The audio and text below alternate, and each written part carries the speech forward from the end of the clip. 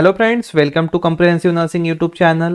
आई hope आप सभी healthy, wealthy, fit and happy होंगे। आज का टॉपिक बहुत इंपॉर्टेंट होने वाला है as nursing point of view से एंड एज पर फर्स्ट एड के लिए। जैसे कि आप सभी जानते हैं, स्नेक बाइट हमें कहीं ना कहीं सुनने या देखने मिल ही जाता है। तो ऐसे कंडीशन में हमें as a nurse and as a first aid हमें क्या करना चाहिए, तो हम यही वीडियो से जानने वाले हैं। और यह topic ANM, JNM, BSc nursing student हो या रजिस्टर्ड नर्स हो या कॉम्पिटिटिव एग्जाम की प्रिपरेशन करता हुआ स्टूडेंट, सभी के लिए हेल्पफुल होने वाला है। तो वीडियो को अंत तक देखिए। अगर आप चैनल पर नए हो तो चैनल को सब्सक्राइब कर लीजिए, नोटिफिकेशन बेल को ऑन कर लीजिए और वीडियो को लाइक, कमेंट, शेयर करना मत भूलिए। तो चलिए शुरू करते हैं। Snake bite definition: snake bite occurs when a snake bites the skin and are a medical emergency if the snake is a poisonous. Snake bite can be deadly if not treated quickly. तो आप सभी जानते हैं कि snake poisonous होते हैं और non poisonous भी होते हैं। बट अगर पॉइजनस स्नेक, सांप, अगर आपको बाइट करता है, आपकी स्किन को बाइट करता है, तो वो बेसिकली अपने डिफेंस में वो आपको बाइट करता है। सेकंड थिंग, उसके बॉडी में, उसके शरीर में, उसके दांतों के पीछे पॉइजनस की ग्रंथियाँ होती है, थैली होती है। वो बाइट करने के बाद में वो ग्रंथियों में का जो पॉइजन है वो आपके शरीर में छोड़ता है, पेरिफेरल सिस्टम से आपके शरीर में पहुंचता है। और बेसिकली आपके जितने भी वाइटस ऑर्गन है वो सबको, वाइटस ऑर्गन को आपके इंजोर करता है। तो इसलिए पॉइजनस स्नेक आपको डेडली कहलाया जाता है और इससे आपकी डेथ भी हो सकती है। और यही सिचुएशन को हम मेडिकल इमरजेंसी भी बोलते हैं। Snake bite can be deadly if not treated. Definitely अगर आप प्रॉपर ट्रीटमेंट नहीं लेते हो, क्विक एक्शन नहीं लेते हो, तो इसके वजह से डेफिनेटली आपकी जान भी जा सकती है, आपकी डेथ भी हो सकती है। इसलिए ऐसे कंडीशन में आपको proper treatment and second thing first aid आपको प्रॉपर मिलना बहुत ज़रूरी है। आई होप सो आपको डेफिनेशन समझ में आ गई होंगी। तो ये चार्ट है टाइप्स ऑफ स्नेक का। इसमें डिफरेंट डिफरेंट स्नेक आप देख सकते हो। Indian cobra, eastern diamond back rattle snake, timber rattle snake, side winder, black mamba, green tree python, yellow anaconda, tiger snake, cotton mouth रल snake, titan racer, northern water snake, corn snake, California king snake, copper head, ring neck snake, black rat snake, milk snake, green anaconda, gaboon viper. तो इसमें different different type के snake दिए गए हैं। इसमें के कुछ सिलेक्टेड ऐसे स्नेक है जो इंडिया में पाए जाते हैं, लाइक इंडियन कोबरा। ये हमारे इंडिया में पाया जाता है, स्पेशली जो बहुत हेवी जो वाइल्ड रीजन है वहाँ पर पाया जाता है। केरला साइड में भी पाया जाता है और बहुत ज़्यादा ये पॉइजनस होता है। उसके बाद में ये eastern diamond back rattle snake है, प्रजाति ये बाहर पाई जाती है। और इसमें के कुछ ऐसे स्नेक है जो आपको सी में, समुद्र में देखने मिल जाएंगे। ये बहुत पॉइजनस होते हैं और इसमें बेसिकली आपको प्रॉपर एक्शन लेना आना चाहिए, नहीं तो इससे पर्सन की डेथ भी हो सकती है। तो आई होप सो आप ये इसका स्क्रीनशॉट निकाल लीजिए और आपके पास में रखिए, और कभी भी ऐसी सिचुएशन आती है तो इससे मैच करके आप हेल्प ले सकते हैं। चलिए, ये बाद में आप देख सकते हैं कि स्नेक बाइट हो गया। स्नेक बाइट के बाद में स्पेशली सिम्टम्स क्या दिखेंगे वो भी हमें समझना ज़रूरी है। तो सबसे पहले ब्लीडिंग फ्रॉम वुंड। अगर बाइट होने के बाद में आपको ब्लीडिंग दिखेंगी, बहुत ज़्यादा हेवी ब्लीडिंग नहीं दिखेंगी, बट हल्की सी बाइट के बाद में वो जहाँ पर भी बाइट किया है उस स्किन पे, वहाँ से ब्लीडिंग होना स्टार्ट हो जाएगा। Then blur vision, definitely blur vision देखने ही मिलेगा आपको, क्योंकि बेसिकली जो पॉइजन था वो सेंट्रल पेरिफेरल नर्वस सिस्टम पे अफेक्ट हुआ है, नर्वस सिस्टम पे अफेक्ट हुआ है। तो उसके वजह से ब्लर विजन हो जाएगा, पर्सन को धुंधला धुंधला दिखेगा। एक्सेसिव सीटिंग, पर्सन को खूब बहुत ज़्यादा पसीना आना चालू होगा। नोशिया एंड वोमिटिंग, पेशेंट को पर्सन को नोशिया भी हो सकता है एंड वोमिटिंग भी हो सकती है। नमनेस एंड टिंगलिंग, जहाँ पर भी बाइट किया है वहाँ पर नमनेस दिखेंगी एंड मूंगी आय जैसा टिंगलिंग सेंसेशन आपको पर्सन को लगेगा। ब्लर स्किन, बर्निंग स्किन, आपको यहाँ पर बर्निंग स्किन का भी महसूस होगा, जलन होगी, जहाँ पर भी बाइट किया है वो एरिया पर आपको बर्निंग लगेगा। उसके बाद में फीवर भी आ सकता है। रैपिड पल्स, डेफिनेटली पेशेंट टकीकार्डिया की कंडीशन में जा सकता है, क्योंकि जो पॉइजन है वो आपके वाइटस ऑर्गन पे अफेक्ट कर रहा है, कार्डियक पे भी अफेक्ट कर रहा है, यहाँ पर कार्डियक आउटपुट बढ़ रहा है, तो डेफिनेटली पेशेंट टकीकार्डिया में जाएगा। स्वेलिंग एंड टिश्यू डेथ, यहाँ पर जहाँ पर बाइट किया है वो एरिया पे swelling and tissue death, necrosis होने की वजह से वहाँ पर आपको टिश्यू डेथ भी देखने मिलेगा। Diarrhoea, dizziness and severe pain, definitely ये बाकी के सिम्टम्स भी आपको स्नेक बाइट के बाद में पेशेंट में देखने मिलेंगे। नेक्स्ट है फर्स्ट एड। अब सबसे इम्पोर्टेंट रोल आता है कि as a medical person, as a first aider, as a nurse ने ऐसे हालात में, ऐसे सिचुएशन में क्या करना चाहिए। तो यहाँ पर हमारा मोस्ट इम्पॉर्टेंट काम बन के आता है। तो फर्स्ट थिंग है कीप द पर्सन क्लाम। यहाँ पर सबसे इम्पॉर्टेंट पर्सन काम है हमारा एज अ फर्स्ट एडर करके कि हमें पेशेंट को अश्योरेंस देना है, रीअश्योरेंस देना है कि आपको कुछ नहीं होगा, आपको सब ठीक होगा। आपको साइकोलॉजिकल सपोर्ट देना है, क्योंकि ऐसे कंडीशन में बहुत से बार पेशेंट बहुत ज़्यादा घबरा जाता है, उसे समझ में नहीं आता कि मैं क्या करूँ क्या नहीं, मेरी डेथ हो जाएगी, मैं मर जाऊंगा, ये सब उसके दिमाग में नंबर ऑफ थॉट चलते रहते हैं। तो as a nurse, as a first aider, तो हमारा रिस्पॉन्सिबिलिटी है कि हम यहाँ पर उसको रिएश्योरेंस दे, काम रखे, psychological support. And second thing, definitely हमको पेशेंट को जल्दी से जल्दी कोशिश करना है कि इमरजेंसी रूम में हमको इमरजेंसी के लिए पेशेंट को प्रीफर करना है और जल्दी से एम्बुलेंस को कॉल करके इमरजेंसी के लिए पेशेंट को रेफर करना है। देन सेकंड थिंग आती है restrict the movement and keep the affected area below heart level to reduce the flow of venom. Definitely कि पर भी बाइट किया है स्नेक ने, वो एरिया को टोटली रिस्ट्रिक्ट करना है, कोई भी मूवमेंट नहीं होने देना है, वो एरिया को प्रॉपर हमको रिस्ट्रिक्टेड रखना है, कोई भी मूवमेंट नहीं होना चाहिए। और कोशिश करना है कि उसके हार्ट के लेवल में वो पार्ट ना आए, वो एरिया, मतलब मीन्स अगर पैर में काटा है तो हमें पैर को बिलो रखना है हार्ट के लेवल से। सपोज क्योंकि वो वेनम स्प्रेड हो सकता है, अपर डायरेक्शन में जा सकता है, इसलिए हमें वेनम को स्प्रेड नहीं होने देना है और ज़्यादा इन्फेक्शन स्प्रेड नहीं होने देना है वेनम को, इसलिए हम के लेवल से बिलो रखना है पार्ट को। Heart pump suction device follow the manufacture direction.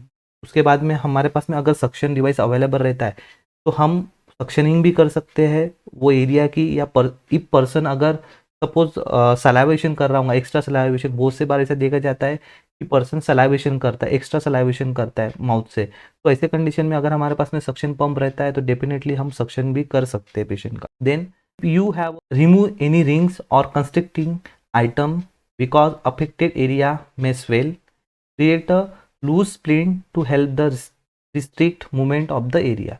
तो ऐसे कंडीशन में सबसे पहले हमें याद रखना है कि अगर पर्सन ने कोई रिंग्स पहना होगा या कोई ब्रेसलेट पहना होगा या कोई ऐसा आइटम पहना होगा कि जिसके वजह से वो एरिया रिस्ट्रिक्टेड हो रहा है, कंस्ट्रिक्टेड हो रहा है, तो डेफिनेटली हमें वो ऐसे चीज़ है उसको इमीडिएटली रिमूव करना है, क्योंकि वो बेसिकली ब्लड सप्लाई रुकाएगा और वह एरिया को स्वेल कर सकता है, इसलिए हमें रिमूव करना है। Then create a loose plane to help the restrict the movement of the area. अगर सपोज आपके पास में वो टाइम पे कुछ स्प्लिंट जैसा कुछ पार्ट अवेलेबल रहता है, लाइक वुडन कुछ हार्ड सरफेस वाला प्लेट हो गया, ऐसा कुछ रहता है, तो आप जहाँ पर बाइट हुआ है वो बाइट जहाँ वो एरिया पर बांध कर वो एरिया को रिस्ट्रिक्ट कर सकते हैं, तो बहुत ज़्यादा हेल्पफुल होगा आपके पेशेंट के लिए। Area of the bite begin the swell and change the colour, the snake was probably poisonous. तो एक हमारे मन में बहुत से बार क्वेश्चन आता है कि स्नेक ने बाइट तो किया बट वो पॉइजनस था या ना नहीं पॉइजनस था, क्योंकि स्नेक तो चले गया, आप फील्ड में काम कर रहे थे, खेत में काम कर रहे थे, उसने बाइट किया और वो चले गया, तो आप बाद में कैसे पहचानोगे कि वो स्नेक पॉइजनस है या नहीं है, जिसने हमें बाइट किया है वो पॉइजनस है या नहीं पॉइजनस है। तो उसका एक ये लाइन में इसने हमें बताया है कि अगर पॉइजनस है तो बेसिकली क्या होता है, जो भी एरिया पर उसने बाइट किया है वो एरिया स्वेल हो जाती है और कलर चेंजेस आते हैं। डेफिनेटली वहाँ पर कलर चेंजेस आएंगे, आप हल्का सा ब्लूइश देख पाओगे, हल्का सा पीला जैसा पड़ा जैसा लगेगा और वो एरिया स्वेल हो जाएगा। तो अगर ऐसे सिम्टम्स आपको बेसिकली ये दिखने मिलते हैं, जैसे कलर चेंजेस होना वो एरिया के एंड स्वेल आना, तो डेफिनेटली आप समझ जाओ कि वो जो स्नेक ने बाइट किया वो poisonous. Monitor the person vital sign. Definitely हम पेशेंट का स्नेक बाइट के बाद में पेशेंट को वाइटल्स पार्ट अफेक्ट होते हैं, तो हमें डेफिनेटली पर्सन का वाइटल साइन दिखना चाहिए, टेम्परेचर, पल्स, रेस्पिरेशन। नेक्स्ट आता है get medical help right away. Definitely ऐसे कंडीशन में जब आप पेशेंट को हैंडल कर रहे हो, साथों साथ हमें ये भी याद रखना है, इमरजेंसी को कॉल करना है, एम्बुलेंस को कॉल करना है, इमरजेंसी डिपार्टमेंट को इन्फॉर्म करना है कि ऐसी ऐसी सिचुएशन अराइज हुई है। डेफिनेटली आप जल्दी से जल्दी हमें मेडिकल सर्विसेज प्रोवाइड करो। नेक्स्ट आता है डू नॉट। ऐसे सिचुएशन में हमें क्या नहीं करना चाहिए। अब बहुत से बात तो हमने कर लिया है कि क्या करना चाहिए, किस तरह से हैंडल करना चाहिए, क्या करना चाहिए, बट क्या नहीं करना चाहिए। बहुत सारे लोगों में मिथ है, डिफरेंट डिफरेंट मिथ है कि स्नेक बाइट होने के बाद में वो एरिया को कट कर लिया जाए, तक किया जाए, बट ये सब चीज़ें गलत है। इससे पेशेंट और ज़्यादा हार्म होगा, ज़्यादा इन्फेक्टेड होगा। तो कुछ पॉइंट्स हैं, हम ये देखते हैं और ये पॉइंट्स आप भी आपके डेली लाइफ में याद रखिए और as a medical person, as a medicos और एज अ फर्स्ट एड आप लोगों को अवेयर कीजिए कि ऐसी चीज़ें आपने नहीं करना चाहिए करके, क्योंकि बहुत सारी लैक ऑफ नॉलेज की वजह से ग्रामीण भाग के लोग बहुत गलत चीज़ कर लेते हैं और पेशेंट न डेथ होते हुए ये सब चीज़ों की वजह से डेथ हो जाता है। तो चलिए हम देखते हैं। Do not allow the person to become a over exerted, if necessary carry the person to safety. अब बहुत ज़्यादा बार क्या हो जाता है, पर्सन एग्जॉस्ट हो जाता है, घबरा जाता है कि भाई मुझे स्नेक ने बाइट कर लिया, मैं तो मरने वाला हूँ, मेरी तो डेथ होने वाली है, ऐसे ही उसे लगता है। ऐसे टाइम पे हम उसको ज़्यादा एग्जर्ट नहीं होने देना है, हमें उसे शांत काम रखना है, उसे अश्योरेंस देना है कि भाई तू ठीक हो जाएगा। Do not apply the cold compress to snake bite. Definitely ऐसे कंडीशन में हमें कोल्ड कंप्रेस नहीं करना है, क्योंकि यहाँ पर वासो कंस्ट्रक्शन होगा। बेसिकली कोल्ड कंप्रेशन अप्लाई करने के बाद में क्या हो रहा है, वासो कंस्ट्रक्शन हो रहा है। तो बेसिकली हमें याद रखना है, यहाँ पे हमें ब्लड को क्लॉट नहीं करना है, ब्लड को नहीं जमाना है, इसलिए हमें यहाँ पर कोई भी प्रकार का कोल्ड कंप्रेस अप्लाई नहीं करना है। नेक्स्ट आता है, do not cut into snake bite with the knife और रेजर।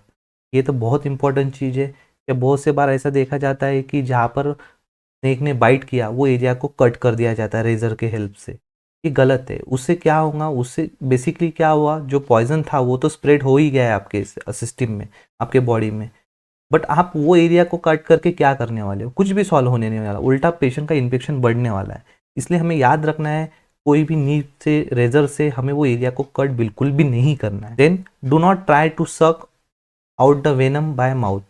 अब बहुत से बार मूवी में ऐसा दिखाया जाता है कि जहाँ पर स्नेक बाइट हुआ वहाँ पर एरिया को सक कर लिया जाए तो वो स्नेक का पॉइजन बाहर निकल जाएगा। नहीं, इट्स नॉट पॉसिबल। क्योंकि जब बाइट हुआ, स्नेक ने बाइट किया तो उसके बॉडी में स्प्रेड हो गया, पेरिफेरल सिस्टम से, ब्लड से पूरे होल बॉडी में स्प्रेड हो गया। तो आप सक करने के बाद में हाउ इज पॉसिबल कि वो पूरा रिटर्न आए? वो रिटर्न नहीं आएगा, क्योंकि वो ऑलरेडी बॉडी में पूरा स्प्रेड हो चुका है और आपके सकिंग के प्रेशर से वो वापस आने वाला नहीं है। तो इस तरह की हरकतें आप मत कीजिए, क्योंकि इससे आप खुद भी इन्फेक्टेड हो सकते हो, अफेक्टेड हो सकते। Do not give the person stimulant और pain medication unless a doctor tell you to do so. अब बहुत से बार ऐसा होता है कि हम घर पे ये सोचते हैं कि घर के कुछ बड़े बोलते हैं कि आप ये खिला दो, वो खिला दो, ये मेडिकेशन दे दो, ये मेडिकेशन से अच्छा हो जाएगा, पेशेंट को बहुत ज़्यादा पेन हो रहा है तो पेन किलर दे दो, पैरासीटामोल दे दो, पेन किलर और अदर पेन किलर, कोई दूसरे मेडिकेशंस दे दो तो उससे पेशेंट ठीक हो जाएगा। नहीं, ऐसी सिचुएशन में आपको कुछ भी पेशेंट को नहीं देना है, by orally, by IV, by injection, without doctor के प्रिस्क्रिप्शन से, विदाउट डॉक्टर्स के ऑर्डर से हमें इस तरह की कुछ भी हरकतें नहीं करना है, जब तक कि हमें डॉक्टर इन्फॉर्म नहीं करते, डॉक्टर हमें बोलते नहीं। Do not give the persons anything bye mouth. Definitely patient को हमें कुछ भी माउथ नहीं देना है, क्योंकि हम माउथ से देते हैं और पेशेंट एस्पिरेट करता है तो और ज़्यादा हम प्रॉब्लम में कॉम्प्लिकेशन क्रिएट कर देंगे। इसलिए हमें पर्सन को ओरली कुछ भी नहीं देना है। Then do not raise the site of the bite above the level of the person heart. Definitely मैंने आपको इसके पहले ही बता दिया कि आपको पेशेंट के हार्ट लेवल, जो भी अफेक्टेड पार्ट है, जैसे सपोज पैर पे बाइट हुआ है स्नेक ने, तो आपको पेशेंट का पैर बिलो हार्ट के लेवल से बिलो रखना है, वो वेनम स्प्रेड नहीं होना चाहता है। ट्रीटमेंट, अब ट्रीटमेंट क्या करना चाहिए? स्पेसिफिक एंटीवेनम इज अवेलेबल और मोस्ट स्पेसिस। तो सभी स्नेक के स्पेसिफिक एंटीवेनम आते, वही हमको पेशेंट को देना है। अब ये हमें कैसे पता चलेगा कि कौन सा स्पेसिफिक देना है? तो हमें पूछना है पेशेंट को कि आपको जब स्नेक ने बाइट किया तो आपने उसे देखे थे तो किस कलर का था, उसके बॉडी स्ट्रक्चर क्या था। अगर पॉसिबल हो तो बहुत ही अच्छा, कि वो बता पाए तो बहुत ही अच्छा। अगर नहीं बता पा रहा है तो फिर हमको जो स्पेसिफिक एक्शन है वो तो लेना ही पड़ेगा। बट अगर अब बहुत से बार ऐसा होता है कि पर्सन बता पाता है, कुछ उसके आजू बाजू वाले पर्सन रहते हैं वो फोटो खींच के रखते हैं, स्नेक को पकड़ के रख। तो अगर ऐसे हो रहा है, पॉसिबल हो रहा है, तो आप पर्टिकुलर स्पेसिफिक उसको एंटीवेनम दे पाओगे और पेशेंट जल्दी अच्छा होगा। In calcium gluconate IV to control the local swelling. Definitely क्या आप पेशेंट को कैल्शियम ग्लूकोनेट दे सकते हैं IV से और स्वेलिंग कंट्रोल करने के लिए। देन आता है आपका barbiturate to reduce the conversion. अब स्नेक बाइट के बाद में बहुत से पेशेंट को कन्वर्शन आता है, कन्वर्शन को कंट्रोल करने के लिए, प्रिवेंट करने के लिए आप बार्बिचुरेट भी दे सकते हो। देन आता है injection atropine is valuable to prevent the pulmonary oedema. Definitely atropine बहुत वैल्यूबल काम करता है फॉर पल्मोनरी एडिमा को प्रिवेंट करने के लिए। ये ट्रीटमेंट थी हमारी। प्रिवेंशन, अब स्नेक बाइट को प्रिवेंशन किस तरह से किया जाए, ये एक इम्पोर्टेंट क्वेश्चन हमारे सामने आता है कि how to prevent the snake bite. तो सबसे पहले आता है avoid the area where snake may be hiding such as under rocks and blocks. अब बहुत से बार ऐसा होता है कि बहुत से बार हम खेतों में काम करते रहते, घरों में काम करते रहते, स्पेशली रेनी सीजन में जब कुछ हम उठाते रहते हैं। अभी फार्मर्स के साथ भी बेसिकली स्नेक बाइट ये ज़्यादा देखने मिलता है, क्योंकि बेसिकली क्या होता है, जब वो फार्म में फील्ड में काम करते रहते हैं से वो झाड़ों में ऐसे रॉक्स में ऐसे छुपे हुए रहते बेसिकली। अब जब पर्सन काम करने जाता है तब उसे वो दिखता नहीं है और वो डायरेक्ट उसे बाइट कर देता है। ऐसे समय हमें थोड़ा अवेयर रहना चाहिए कि या अवेयर रहना चाहिए, ऐसे कंटिन्यू खुद का प्रिवेंशन करना चाहिए। जैसे हमने कोई प्रॉपर ग्लोव्स पहन लिए, जैसे आप फील्ड में जा रहे हो, खेत में जा रहे हो तो गम बूट पहन लिए, जो बूट्स आते हैं बड़े वाले वो आप पहन सकते हैं और आप खुद को सेव कर सकते हैं। फुल स्लीव्स के शर्ट्स हो गए, पैंट्स हो गए, ये आप पहन सकते हो खुद की सेफ्टी के लिए।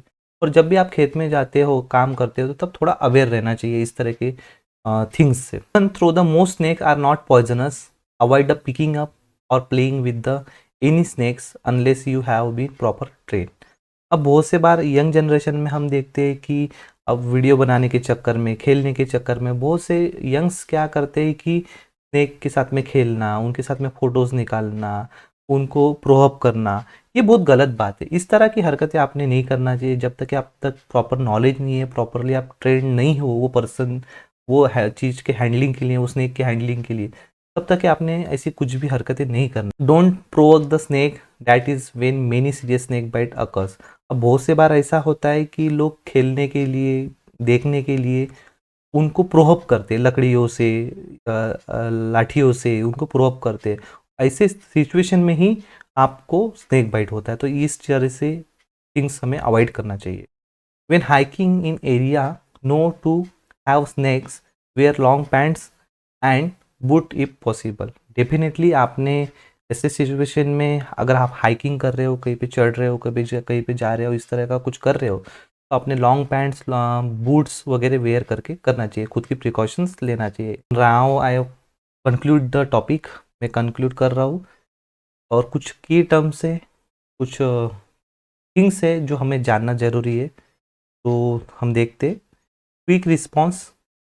तो अगर स्नेक बाइट होता है तो इमीडिएटली हमें रैपिड एक्शन लेना है, हमें शांत नहीं बैठना है, इमरजेंसी डिपार्टमेंट को इन्फॉर्म करना है, एम्बुलेंस को इन्फॉर्म करना है। क्योंकि बहुत से बार हम ढिलाई में ही पेशेंट की डेथ चली जाती है, क्या करे क्या करे। इसलिए सबसे पहले जो भी लोकल हॉस्पिटल अवेलेबल है वहाँ पर जाके अपने पेशेंट को फर्स्ट एड देना चाहिए। Percent aware impact, 80% of snake bite are preventable with the inform precautions and awareness. Definitely हमारे कंट्री में, हमारे रीजन में बहुत सारे लोगों को में स्नेक बाइट के लिए अवेयरनेस नहीं है, स्नेक के बारे में अवेयरनेस नहीं है। तो इसके वजह से भी बहुत से बार लैक ऑफ नॉलेज की वजह से, लैक ऑफ अवेयरनेस की वजह से लोगों में डेथ होती है। इसलिए आपको लोगों को अवेयर करना, लोगों में बढ़ाना, बताना कि कौन से स्नेक पॉइजनस है, कौन से स्नेक नॉन पॉइजनस है, और स्नेक बाइट होने के बाद में हमें क्या करना चाहिए, ये लोगों में हमें बताना, अवेयर करना बहुत इंपॉर्टेंट है। नेक्स्ट आता है first aid and medical treatment have save the thousand of lives from snake bite annually. तो हम देखा जाए तो हर साल हमारे कंट्री में 5,000 लोगों की डेथ होती है due to the snake bite के वजह। तो हम ये रिड्यूस कर सकते हैं, हम दो तरह से रिड्यूस कर सकते हैं। एक चीज़ है अवेयरनेस, लोगों में अवेयरनेस लाना, और दूसरी चीज़ है प्रॉपर फर्स्ट एड देना। अगर हम ये दोनों भी चीज़ अगर कर लेंगे तो डेफिनेटली हम ये जो 5,000 का आंकड़ा है हम कम कर पाएंगे। आई होप सो आपको सभी ये मेरी दी हुई जानकारी और ये टॉपिक के बारे में समझा होगा। Thank you so much.